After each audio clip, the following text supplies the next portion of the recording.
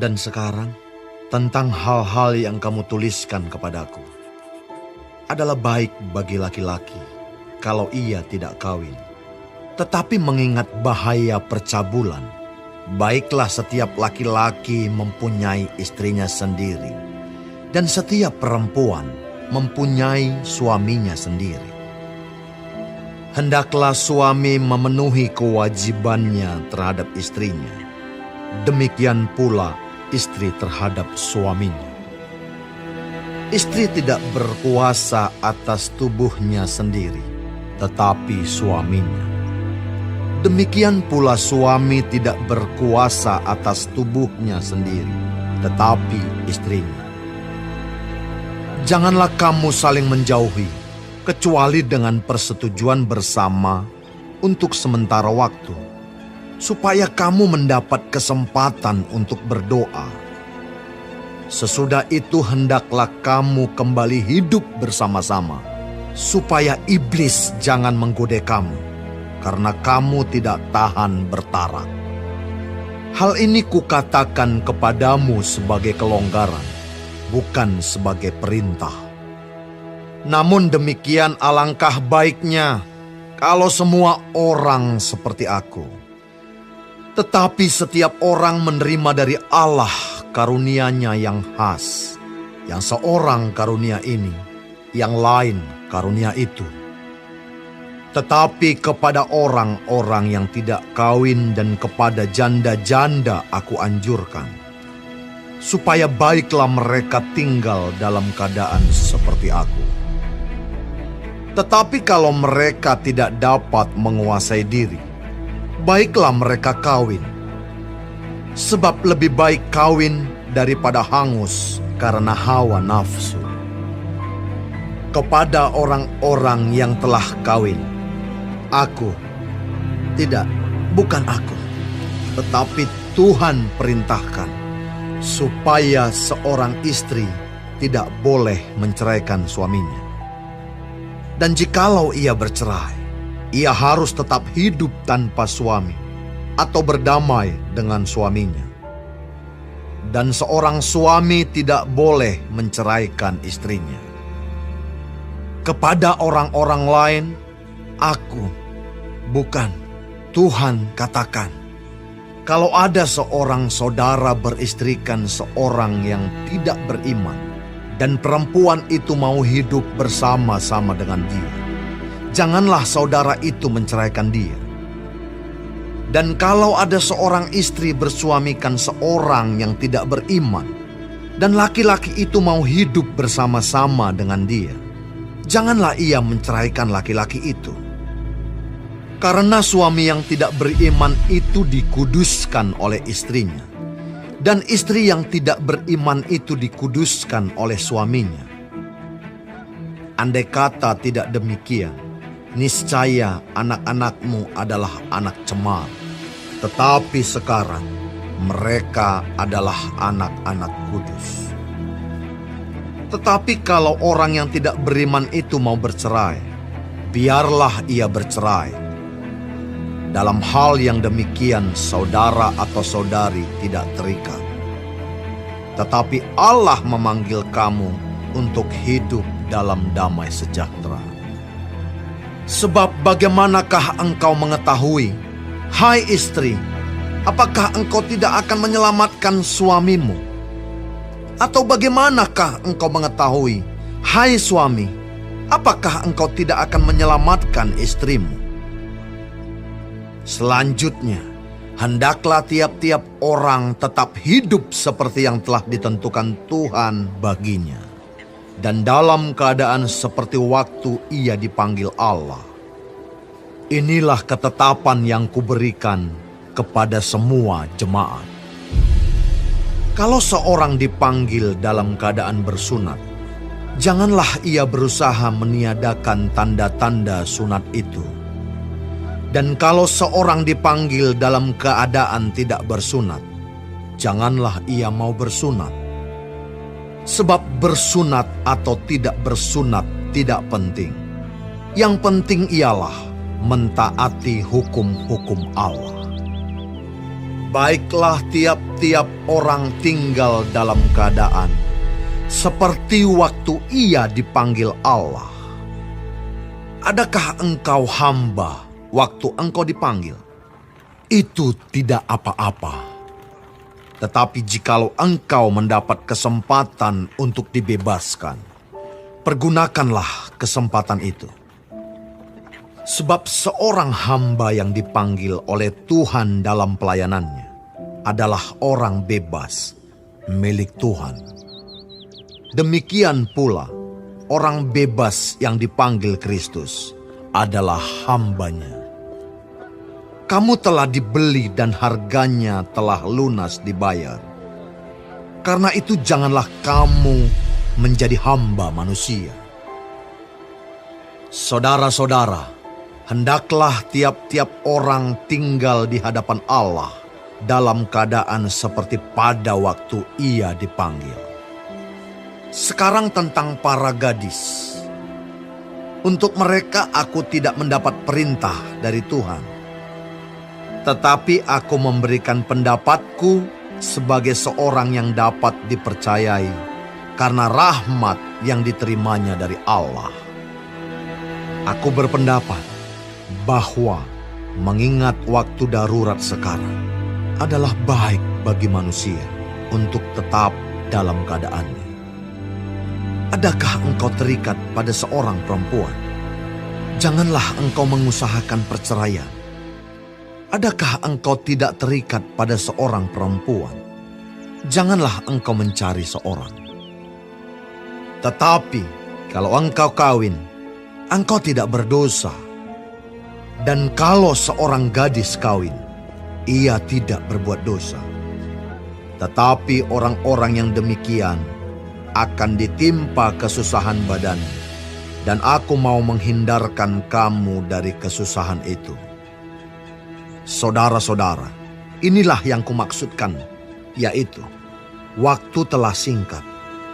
Karena itu, dalam waktu yang masih sisa ini, orang-orang yang beristri harus berlaku seolah-olah mereka tidak beristri. Dan orang-orang yang menangis seolah-olah tidak menangis. Dan orang-orang yang bergembira seolah-olah tidak bergembira. Dan orang-orang yang membeli seolah-olah tidak memiliki apa yang mereka beli. Pendeknya, orang-orang yang mempergunakan barang-barang duniawi seolah-olah sama sekali tidak mempergunakannya. Sebab dunia seperti yang kita kenal sekarang akan berlalu.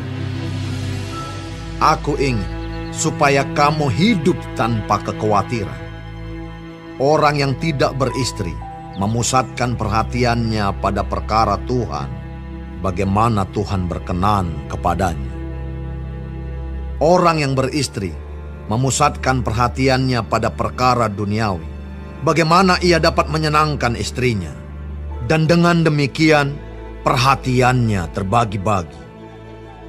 Perempuan yang tidak bersuami dan anak-anak gadis memusatkan perhatian mereka pada perkara Tuhan, supaya tubuh dan jiwa mereka kudus. Tetapi perempuan yang bersuami memusatkan perhatiannya pada perkara duniawi, bagaimana ia dapat menyenangkan suaminya.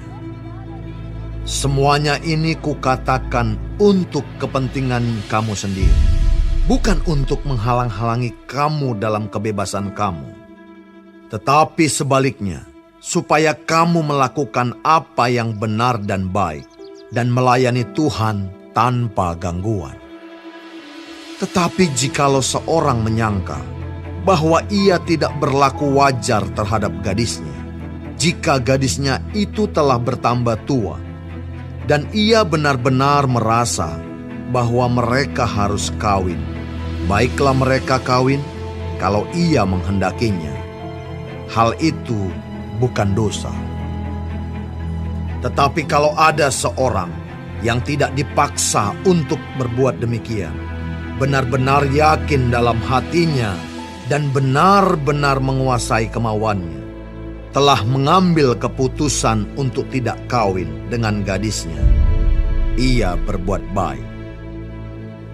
Jadi orang yang kawin dengan gadisnya berbuat baik, dan orang yang tidak kawin dengan gadisnya berbuat lebih baik. Istri terikat selama suaminya hidup.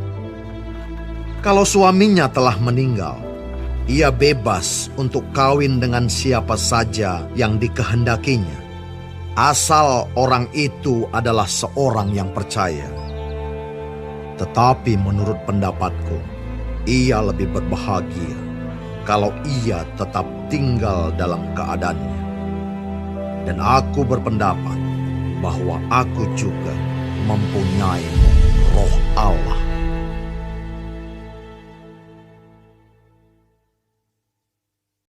Shalom semua jemaat Tuhan. Sekarang kita sudah memasuki kitab 1 Korintus 7. Tuhan Yesus memberkati. Tuhan ingin hidup manusia berarti, melimpah dan jadi berkat. Maka Tuhan menciptakan manusia sebagai sepasang yang sepadan, saling menolong, saling melengkapi. Relasi yang dalam dan saling memenuhi seharusnya terjadi dalam pernikahan. Inilah alasan mengapa hidup berarti, melimpah dan jadi berkat terkait dengan relasi dalam pernikahan. Kebutuhan berelasi tak hanya kita temukan di dalam hubungan pernikahan, tetapi dapat juga dikembangkan dalam hubungan sosial. Meski relasi sosial itu tidak bersifat eksklusif dan seksual seperti hubungan suami istri. Relasi seksual merupakan berkat Tuhan, bukan kutuk. Relasi seksual yang sehat dapat mencegah kehidupan seksual yang amoral. Absennya seks dalam sebuah pernikahan diperbolehkan untuk sementara waktu, tetapi hanya alasan spiritual, itu dikatakan di dalam ayat 5. Lalu bagaimana dengan orang yang belum menikah? Paulus mengusulkan agar orang yang belum menikah mempertimbangkan kemungkinan untuk melajang. Apa saja pertimbangan khususnya? Yang pertama, Paulus menjadikan dirinya sebagai contoh. Tapi di pihak lain, Paulus juga mengajukan pertimbangan lain, mengingat kota Korintus adalah kota yang syarat dengan dosa seksual. Jika orang itu tidak benar-benar memiliki panggilan dari Tuhan untuk melajang, janganlah melajang, supaya dia tidak hangus karena hawa nafsu. Menikah adalah panggilan Tuhan ilahi secara umum. Melajang adalah panggilan ilahi secara khusus. Yang manapun panggilan Tuhan atas hidup kita harus diisi dengan relasi yang nyata dan bermakna baik untuk Tuhan dan sesama. Paulus menegaskan bahwa keduanya adalah karunia Tuhan. Dikatakan di dalam ayat 7-9. Selanjutnya adalah perceraian. Di dalam Kristen tidak boleh bercerai walaupun dengan alasan apapun. Itu dikatakan di dalam ayat 12-13. Jika terjadi perpisahan, mereka tidak boleh menikah lagi dengan orang lain. Yang boleh dilakukan hanyalah mengadakan rekonsiliasi dengan pasangan mereka sebelumnya. Itulah sebabnya Tuhan sangat memandang serius suatu pernikahan. Maka begitu pula dengan orang beriman seharusnya. Pernikahan merupakan kesatuan antara seorang pria dan seorang wanita yang bersifat permanen, sehingga tidak seorang pun yang berhak memutuskan kesatuan itu. Baik menikah atau melajang, kita harus melayani Tuhan dan mencari kemuliaan-Nya. Tidak boleh ada seorang pun yang menyombongkan diri atas statusnya, karena semuanya itu merupakan anugerah dari Tuhan. Amin. Tuhan Yesus memberkati.